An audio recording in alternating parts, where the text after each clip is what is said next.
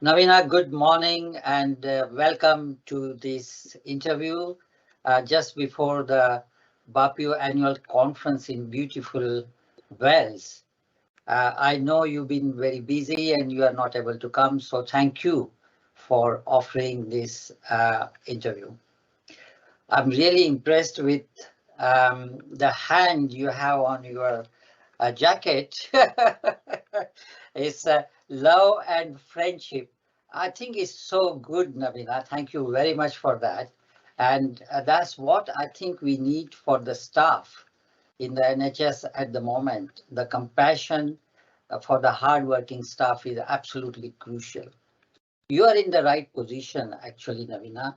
And I'm not sure whether you realize that you are a role model for not just for our members, but all the aspiring staff.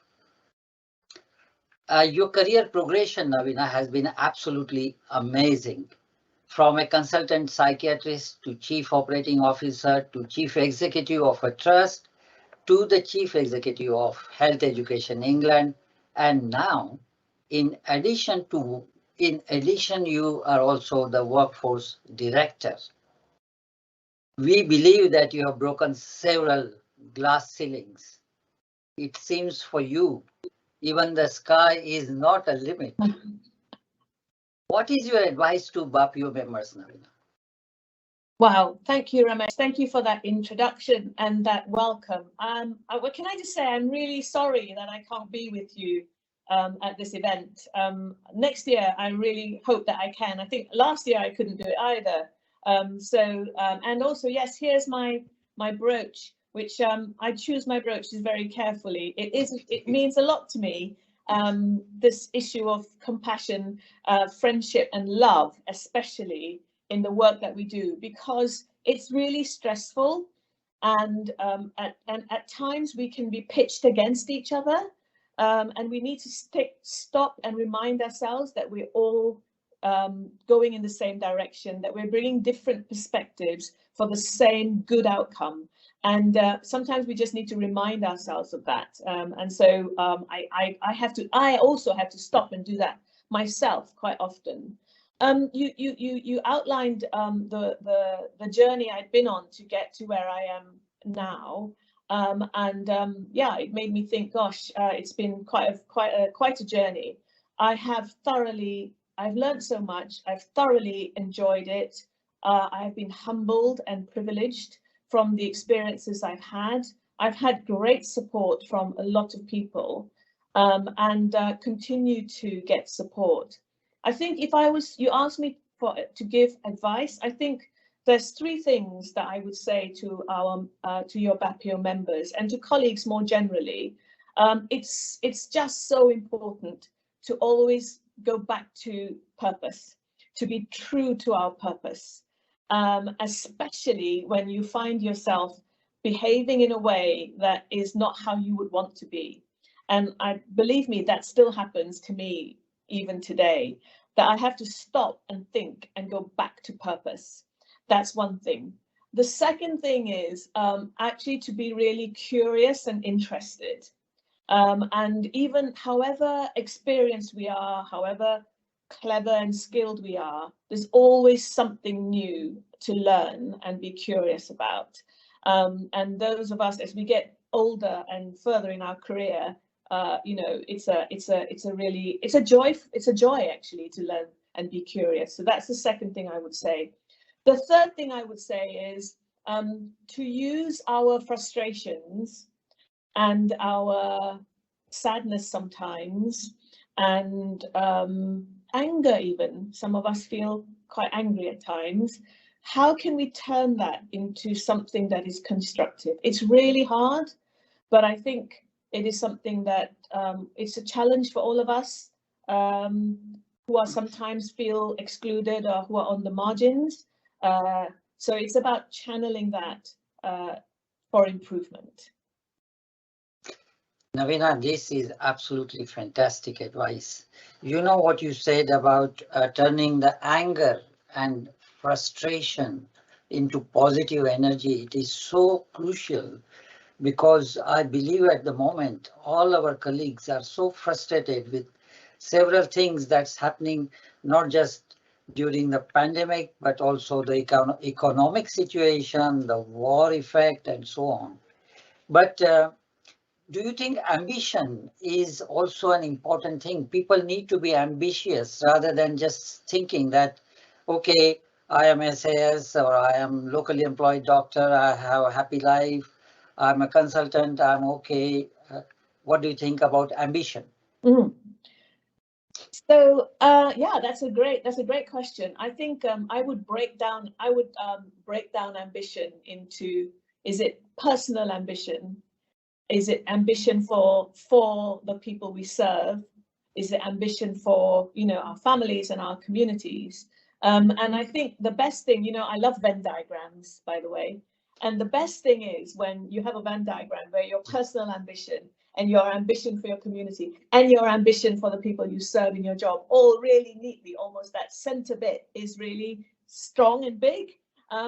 So I think that's how I would want to. I think ambition is really important, because the opposite is kind of despondency or complacency, and that's not very good. So it's absolutely, it's again how to channel our ambition for the going back to the purpose again. Yeah. That's what I'd say. Thank you.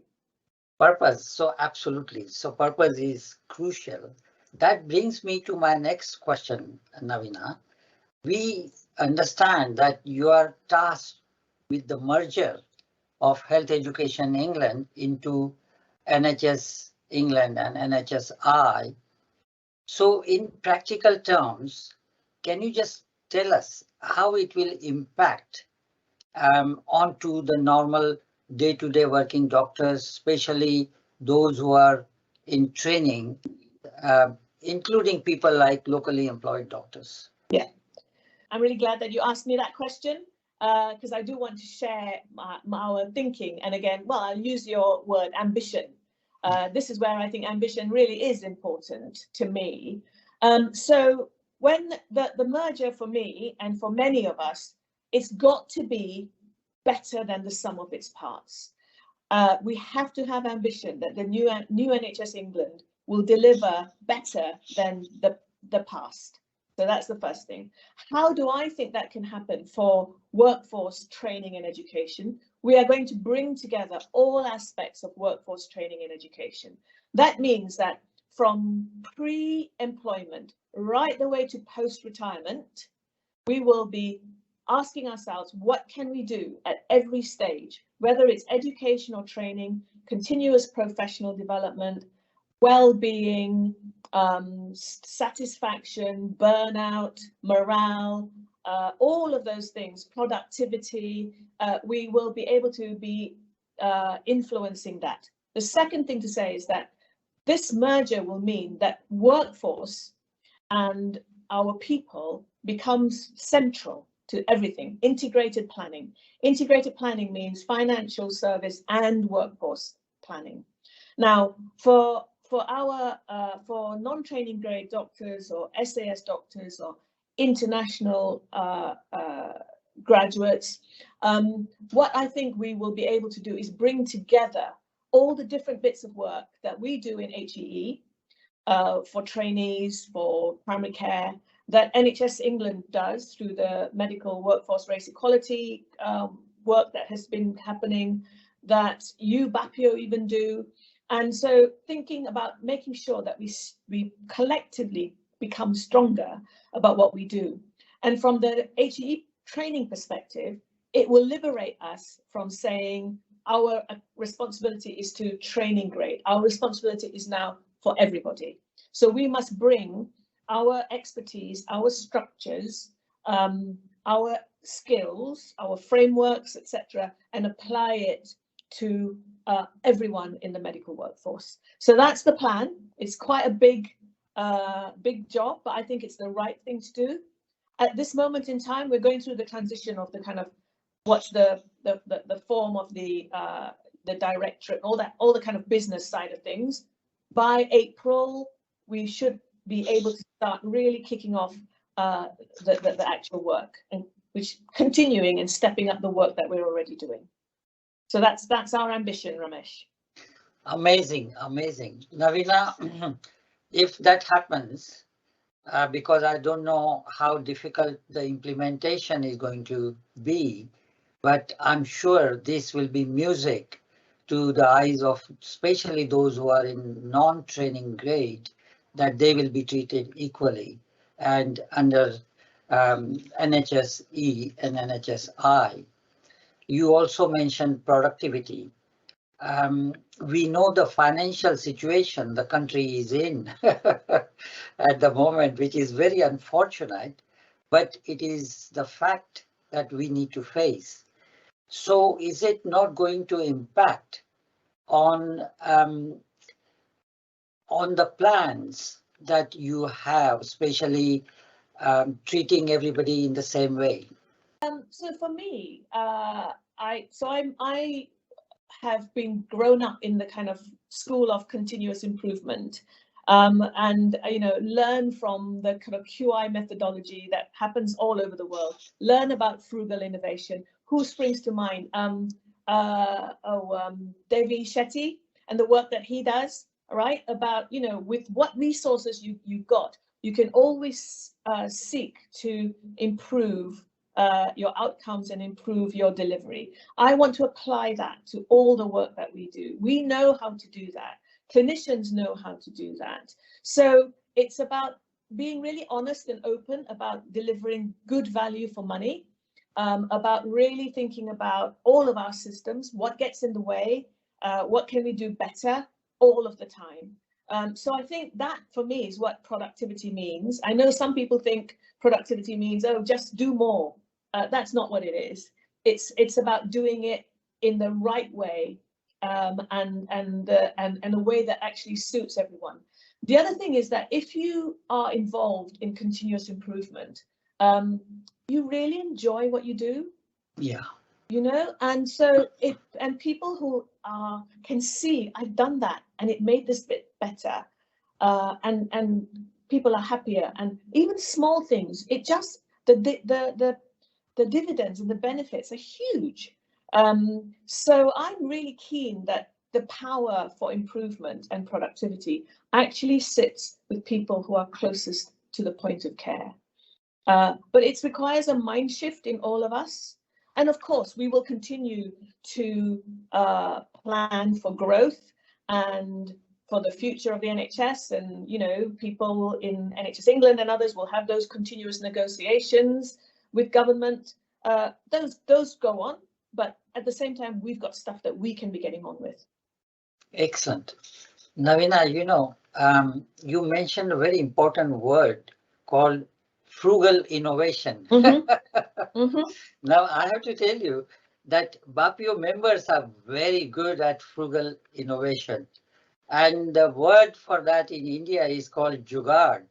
Now, this word has got into Oxford dictionary, and exactly that's frugal innovation. So doing the quality work with minimal expenses and the best productivity.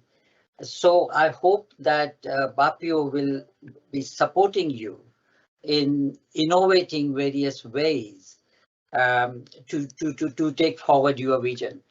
My next question actually was about vision, but I think you have described that, unless you want to expand on that. So I think that's great. So now I just want to know how BAPIO's significant network that we have developed over last 25 years, including training, including research, including supporting doctors in difficulty, getting nurses pastoral care, how your department, as it is expanding, how it could use the talents that we have in our organization. Yeah, so thank you first of all to you and BAPIO for thank you for the offer. And I'm not one for turning down an offer of help and support. Okay, so that's the first thing to say. So what I'd like to do is start to explore a bit more with you and colleagues to just understand exactly what is possible, where the partnerships may be possible, where there's overlap, where we can better use all of our resources, because everybody's stretched. So we have in NHS England, we've got to really think about, do we really need to do whatever it is that we're doing? Is it better served delivered somewhere else?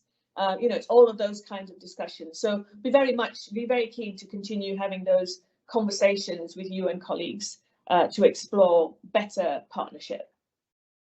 Thank you very much. And we would be, as I said, very keen to support, because we believe what you have said just now, your vision, really is matching up with what we look forward to, because our bottom line is what is best for the patient care and how we can ensure that staff, and you mentioned the well-being as well in your merger issues. If the staff is happy, then we can deliver better quality of patient care. So my next question is about the problem of workforce. Mm-hmm. The healthcare workforce shortage is a global phenomenon. Yeah. NHS is struggling at the moment hugely with shortage of workforce, which of course is impacting on patient care as well as the staff morale. How do you think you would progress on that front? Yeah. So Ramesh, the workforce is like a whole conference in itself, isn't it? So I would like to summarize it, that there's one first of all, everybody acknowledges that it is the central, most crucial thing. And for so many years, my colleagues in HEE have been trying to raise the profile of this. Anyway, we're here now, which is really good. And we've got to think about the workforce now, 5, 10, 15 years beyond. So most people are quite good at thinking about today and here and now, but we need to also be thinking for the future, because part of the reason why we are where we are now is because 10 years ago, 15 years ago, we weren't planning in the way that we could have been. So let's not make that mistake again, but we've got to hold both. The other thing that you said, and the other thing I want to say is the workforce of the future is not going to look the same as the workforce of today. So we all need to think about, what that means and how people want to work and what their skills are going to be. The next thing I want to say is that it is a global health and care workforce. The world is a small place. And so we also must work in partnership with all of our kind of brothers and sisters, friends across the global health and care workforce family to really think about training, education, supply, and how we can work using technology, digital, and all of those things in the future. So it's quite an exciting time where that is concerned. The last thing I would say is that when we talk about workforce, we often think a lot about supply, people in, but then we talked about productivity earlier. So we also need to think about, and frugal innovation.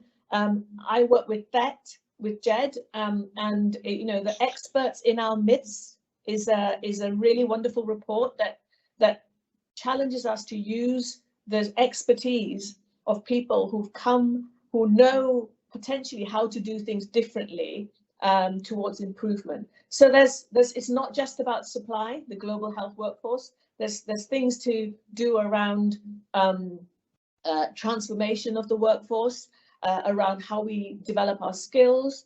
How does a multidisciplinary team work in our model of care as opposed to in models of care elsewhere? And really challenge ourselves to be forward thinking in the space of reform of our workforce, but also of our services. So this is quite an exciting time and opportunity to be focusing on workforce and grappling with all the issues beyond just how many people do we have in practice today. That is a really important issue because it bothers our patients and the public. I'm not saying it isn't, but we have to manage that, but also think about everything else. Thank you very much. Navina, the concept of global healthcare workforce is absolutely amazing, the world is getting so small. The movement of healthcare professionals across the globe is so much easier now. And it's not just we importing talent, but we need to give back as well. So it's not just uh, it has to be brain gain for other countries as well as the advantage to us.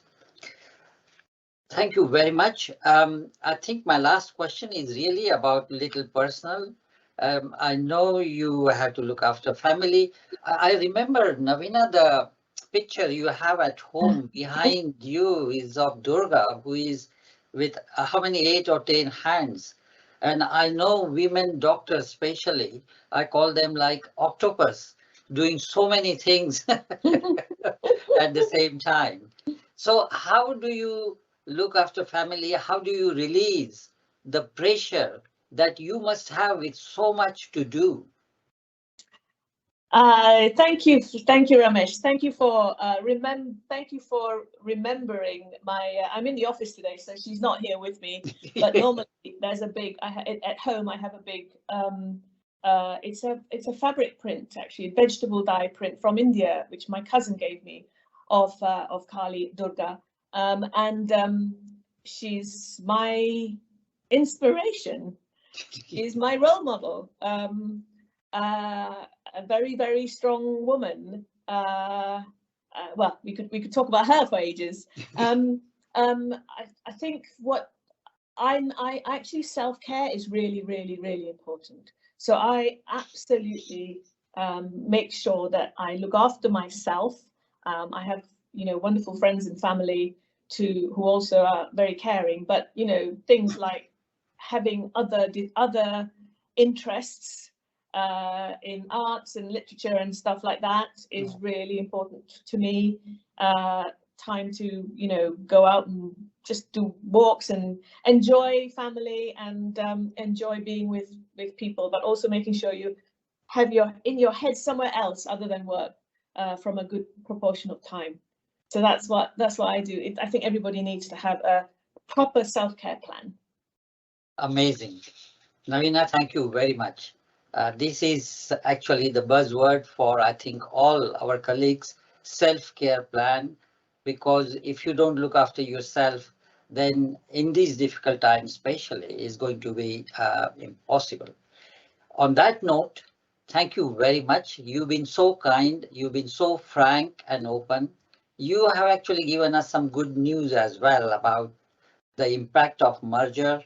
It is good news for international medical graduates as well as non-trainees. And thank you for accepting our offer of collaboration with all the hard work you're doing. We look forward to seeing you in our next conference. Thank you very much.